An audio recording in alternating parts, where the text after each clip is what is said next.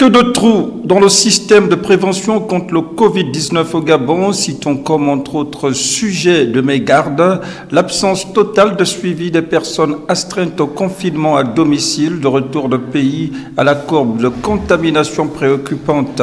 Qu'à école, Nathalie Zemo-Effoua, présidente du réseau Femmes Lève-toi, qui sort de 18 jours de confinement à domicile sans bénéficier de la moindre attention du comité national de veille. J'ai passé 18 jours délibérément confiné en quarantaine chez moi.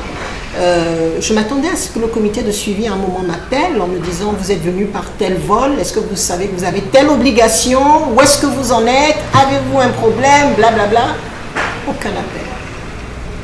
Livré à soi-même. La porosité au Covid-19 de la porte d'entrée qu'est l'aéroport de Libreville a ému Nathalie Zemo de retour de France. On sait que le premier niveau de risque, il est à l'entrée sur le territoire gabonais.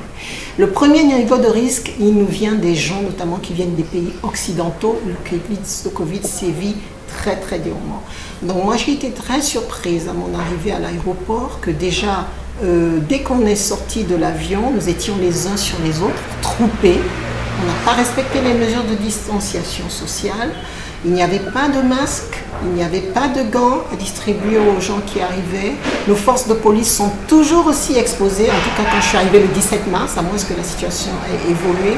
Donc encore une fois, j'ai constaté un gros écart entre les discours apparemment fermes et ce que j'ai vécu à l'aéroport de Libreville. Négligence gouvernementale associée aux difficultés de la population à s'approprier les mesures barrières qui exposent le Gabon à une courbe davantage croissante de cas de contamination si le tir ne venait pas à être rectifié dans les temps.